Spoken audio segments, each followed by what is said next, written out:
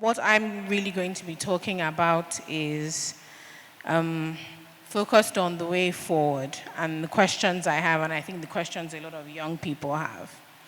And when I speak of the way forward, it's not because I don't have an interest or a respect for the past, but I believe that in a lot of conversations around Nigeria, we tend to regurgitate the glory days, the good old days. We make ourselves feel better about what was, and there's very little clear, or it seems like everybody knows what's wrong and what we ought to do. And the problem really is we really don't want to do the work necessary to get it done because it's painful and it's hard.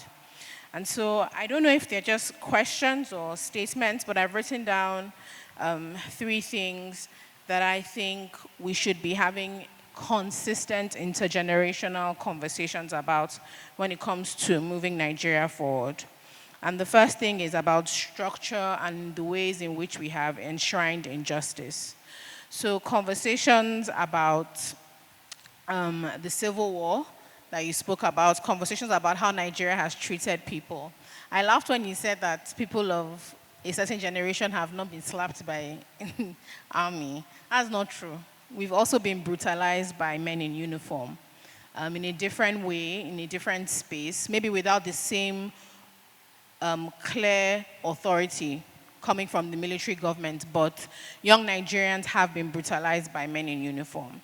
And what has happened is that our country has decided to enshrine and codify injustice. And what I mean by that is it has become the norm for Nigerians to be treated badly by the state and for nothing to happen. And that has become our culture. The Nigerian culture is that bad things will happen to citizens and nothing happens. And we cannot move forward if we refuse to change that system. It has become it's systemic. If you are brutalized by the police, if you are brutalized by the army, if EFCC breaks into your house under the guise of searching for criminals, if you go to the passport office and you are treated poorly, if there is a problem in a state or federal hospital, if there is negligence and a family member dies or you are maimed for life, nothing happens. And that has become the way Nigeria functions. And there is no country, I believe, that moves forward when injustice is the order of the day on a small or big level. So I think the recent, well, not recent anymore, it's now a year old, but October 20th, I think really showed a lot of young urban Lagosians what has actually been happening across Nigeria for a very, very long time. There are situations in which men in uniform will move into a village or a state or a place and commit brutal acts and leave and nothing happens. And so maybe there was a kind of arrogance about being from Lagos and living in Lagos that this kind of thing does not happen here. But we have come to realize very clearly that injustice happening far away from home is not going to pass you by. Your day is coming. Just wait long enough and it will go round. And I think we have a culture that just says to Nigerians that you are not important. It doesn't matter what tribe you are from, what you speak, what you wear, what class you occupy. We have decided that injustice is the order of the day. And that's just the way it's going to be. And I really don't believe that there is a point in having consistent, constant conversations if we are not going to talk about the justice system and the ways in which we are engaging with it and figuring out what a true and fair and just society looks like. We can hope things will get better, but confessing positive and acting negatively is not going to yield you anything, really. The second thing is investment in young people and an obsession with a better tomorrow. From what I see and conversations I hear, we are very, very enamored with natural talent. We're such a gifted people. We do so well. We're just so resilient. We're just so incredibly talented. But what we are doing is we are dismissing the importance of equality of opportunity. So what is currently happening, from what I understand in Nigeria, is you succeed against all odds. Nigeria doesn't create avenues for you to succeed. What happens with successful Nigerians is you are going against the grain. And so we are very, very happy and enamored and pleased when you have amazing musicians or authors or tech bros doing these fantastic things. But they are the exception and not the norm, because as a country we have decided that we do not want to invest, we do not want to do the hard work of investing long term in things that you may never, ever, ever, ever get back. When you educate millions of children at the same time, the Southwest is benefiting from what Awolowo did many, many years ago. And so when we say things like, Yoruba people, we just like school, that's not true. Somebody paid for it. That is not true. Somebody went out of his way and said millions of young Nigerians from my area need to get an education. I know what an education does. I know the value of an education. And we may never ever see profits from this education. But I know giving these children an education means in 20 years, in 30 years, in 40 years, in 50 years, we will see the benefits. And what has happened is Nigerians have a little bit of good governance, something fantastic happens, and then we have the arrogance to take it on as something that naturally happens, and we don't continue.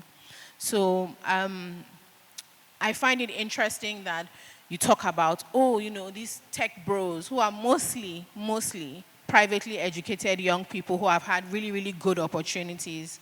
Talk about, certain musicians who are crossing over, and a lot of the investment that pushed them to the top was privately done. Or we talk about finance and art. These are not things that happen in a vacuum.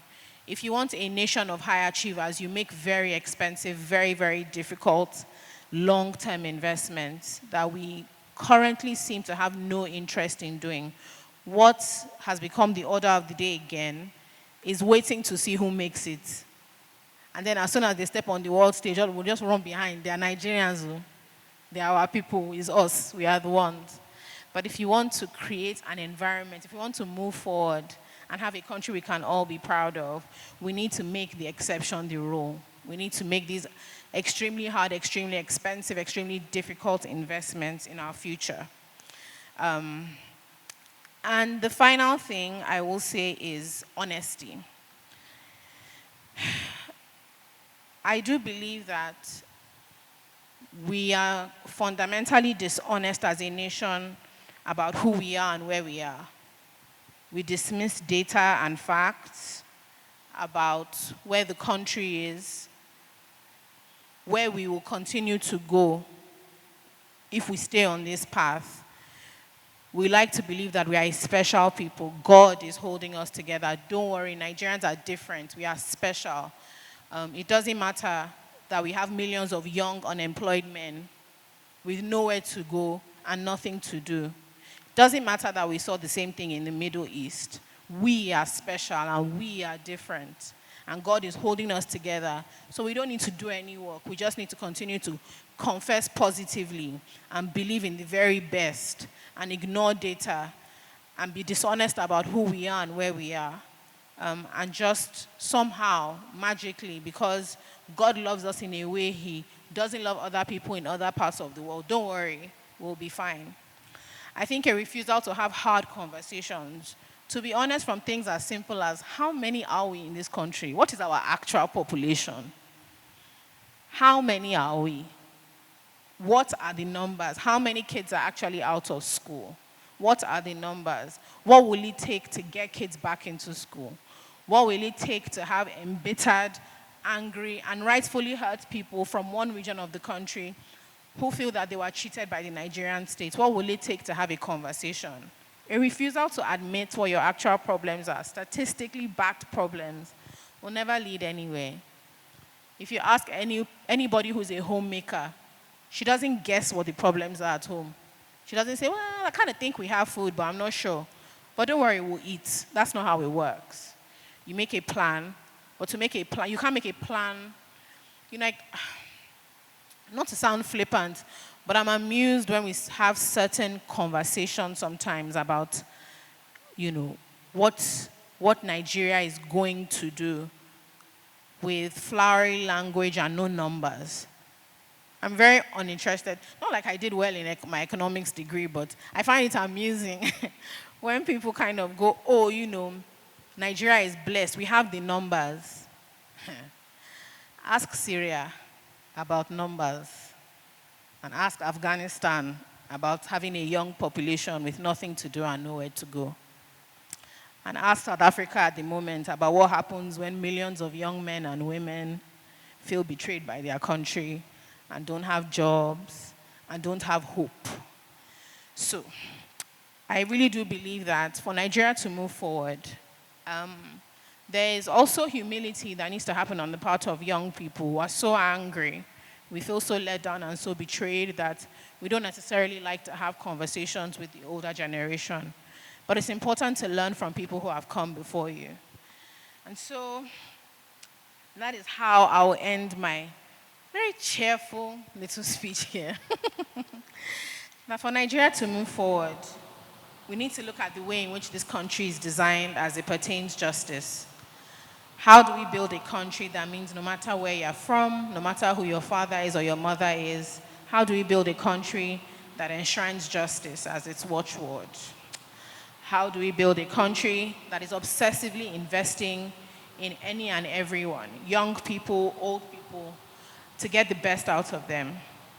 And how do we build a country where we are honest about who we are and where we are going to? A country that values data and honesty and decides to be factual about where we are and where we are headed. Thank you very much.